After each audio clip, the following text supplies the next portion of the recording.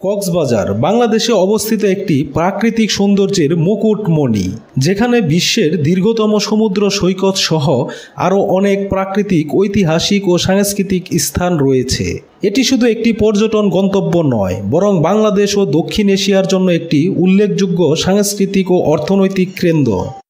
এই ভিডিওটিতে কক্সবাজারের 10টি অন্যতম দর্শনীয় স্থান সম্পর্কে বিস্তারিত আলোচনা করা হবে।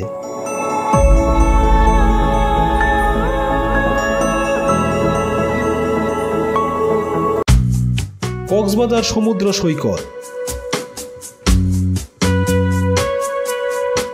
যা পৃথিবীর দীর্ঘতম প্রাকৃতিক বালুকাময় সৈকত হিসাবে পরিচিত।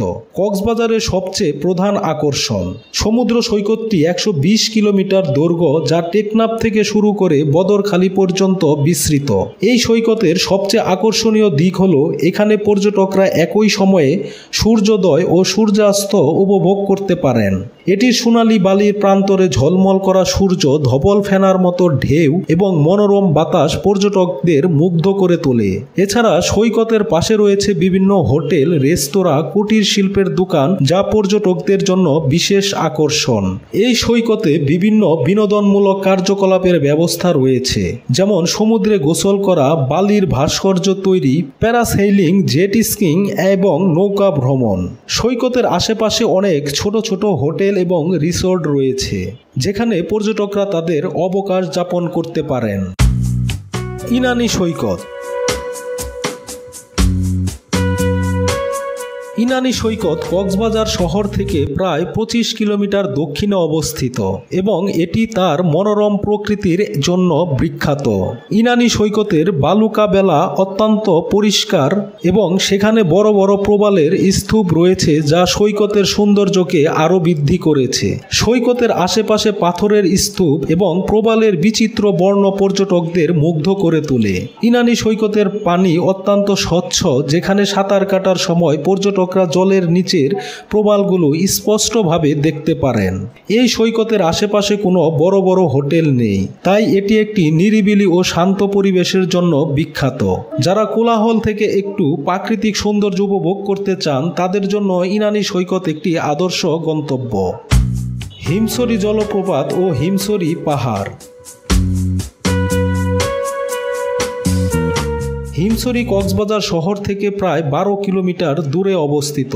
এটি একটি অনন্য স্থান, যেখানে পাহাড়, ঝর্ণা এবং সমুদ্র একসাথে মিলিত হয়েছে। হিমছড়ি জলপ্রপাত একদিকে পাহাড়ের ঢালে অবস্থিত এবং অন্যদিকে রয়েছে সাগরের অসীম নীল জলরাশি। হিমছড়ি জলপ্রপাতের স্বচ্ছ জল পাহাড়ি অঞ্চলের চারপাশের সবুজ প্রকৃতির মধ্যে একটি অনন্য দৃশ্য তৈরি করে। হিমছড়ি পাহাড়ে উঠলে পর্যটকরা পুরো কক্সবাজার সৈকতের একটি চমৎকার দৃশ্য দেখতে পাবেন।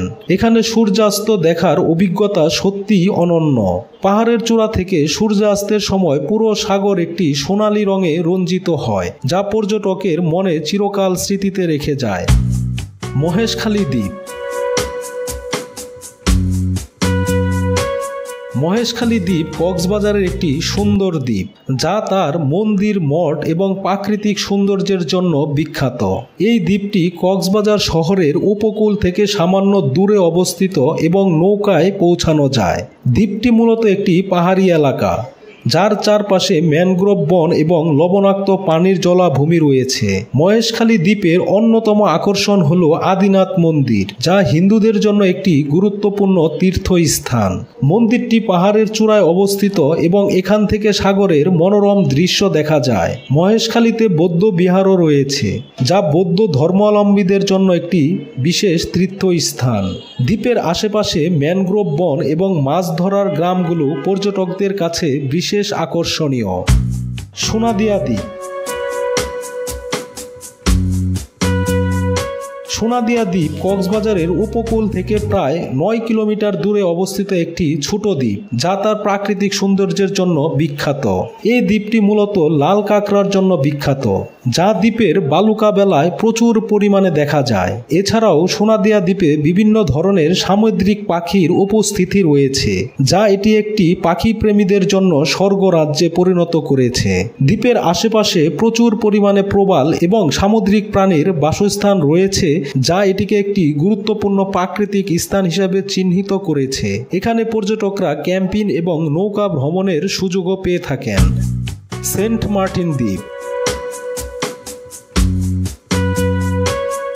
সেন্ট মার্টিন দ্বীপ, যা নারিকেল জিঞ্জিরা নামেও পরিচিত, কক্সবাজারের সবচেয়ে দক্ষিণে অবস্থিত এবং এটি বাংলাদেশের একমাত্র প্রবাল দ্বীপ।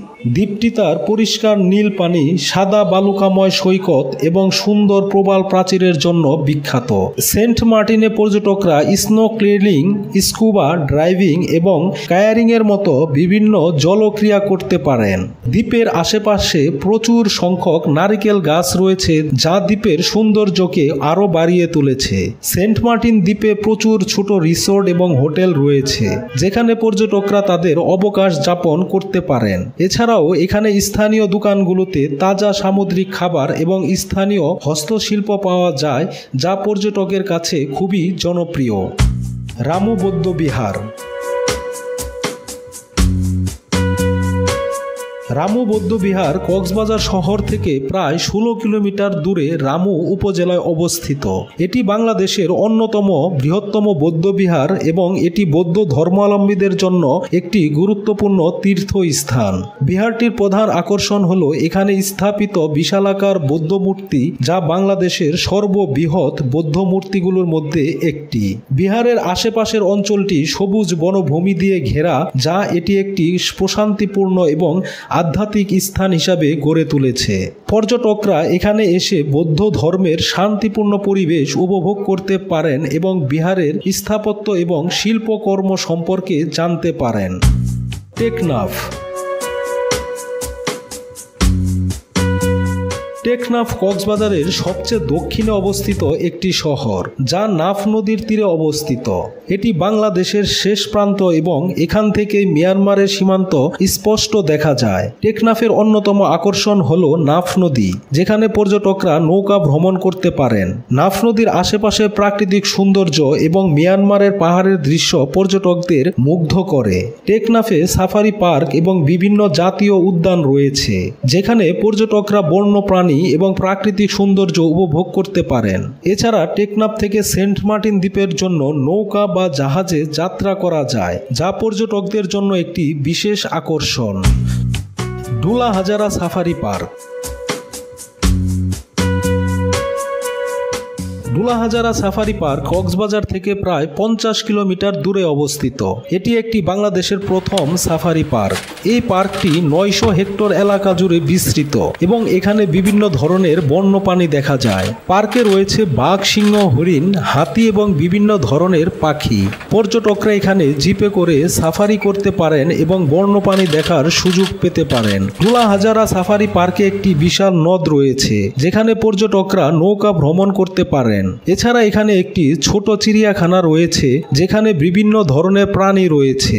সাফারি পার্কের চারপাশের সবুজ পরিবেশ এবং বন্যপ্রাণীর সমৃদ্ধি এটি পর্যটকদের জন্য একটি গুরুত্বপূর্ণ আকর্ষণীয় স্থান হিসাবে গড়ে তুলেছে।